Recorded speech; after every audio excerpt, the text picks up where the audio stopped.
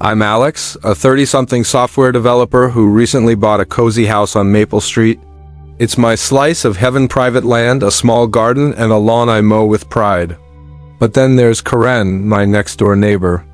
She's in her 50s, drives a shiny red SUV, and apparently believes my lawn is her personal parking lot. It started innocently enough. One morning I found tire tracks cutting through my grass. Her SUV was parked half on my lawn, half on the street. I knocked on her door, politely explaining it's private property. "Oh, sweetie," she said, waving a manicured hand. "It's just for a bit. My driveway's full."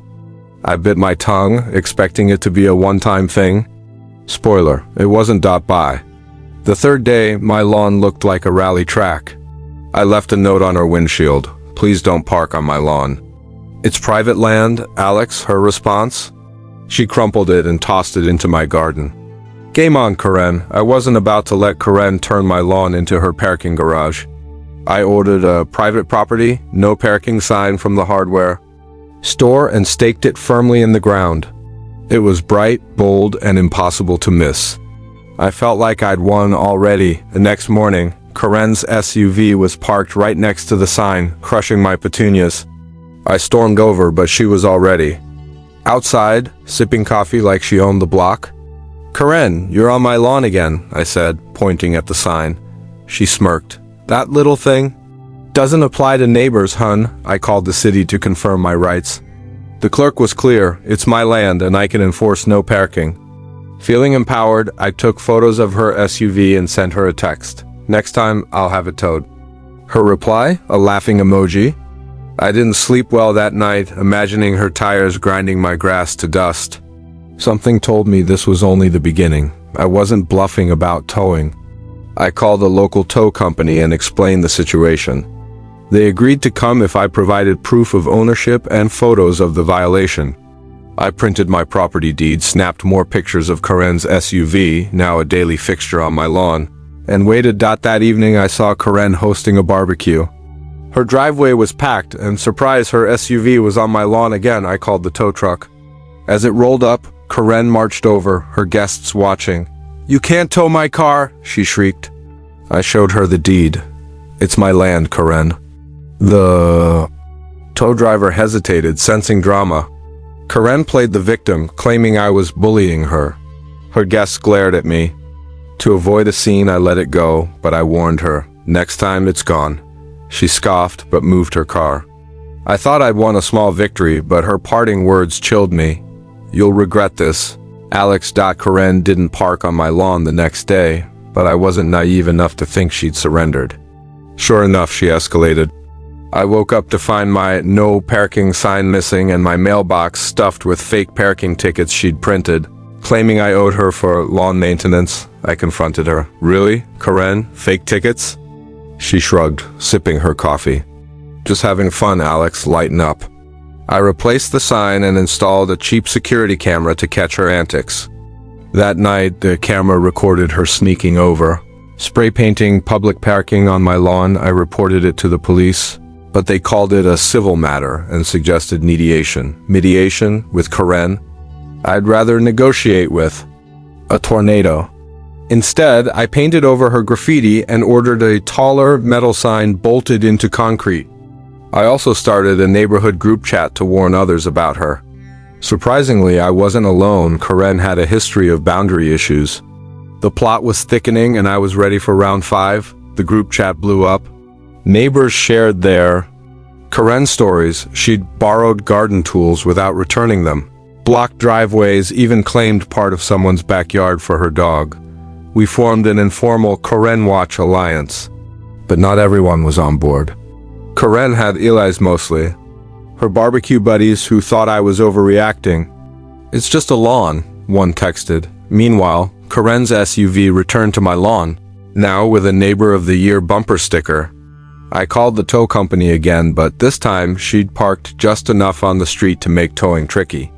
Smart move, Karen. I upped my game with motion-activated sprinklers. The next time she parked, they soaked her SUV and her when she got out. She screamed, banging on my door, but I was out. The neighborhood split further. Team Alex cheered. Team Karen called me petty. I didn't care. My lawn was my land and I'd defend it. But Karen's next move blindsided me. Maple Street doesn't have an HOA, but Karen tried to fake one. I got a letter, typed on fancy letterhead, claiming I'd violated neighborhood parking codes by harassing her. It demanded I remove my signs and sprinklers or face fines, the signature. Karen Thompson, HOA President. I laughed. Then called the city. No OA existed.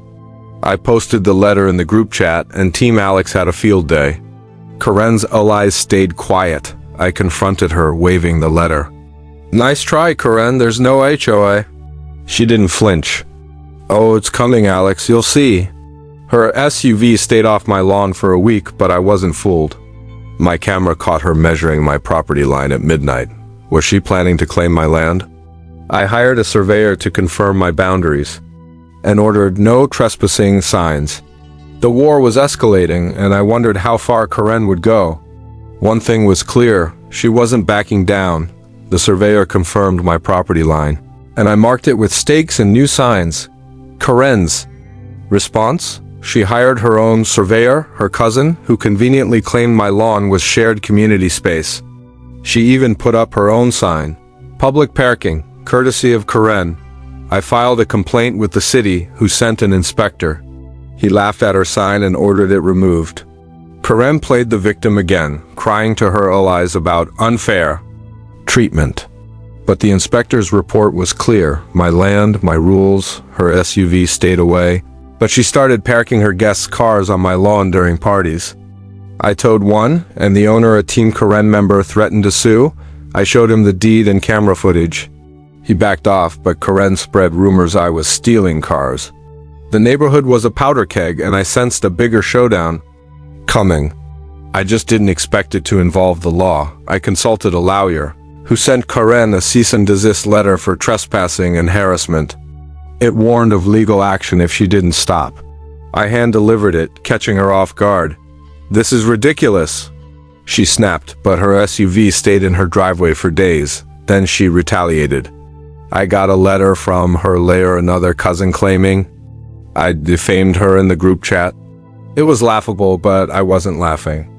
Legal fees were adding up, and the stress was wearing me down. Team Alex rallied, offering to crowdfund my defense. I declined but appreciated the support. One night, my camera caught Karen's son sneaking onto my lawn with a shovel.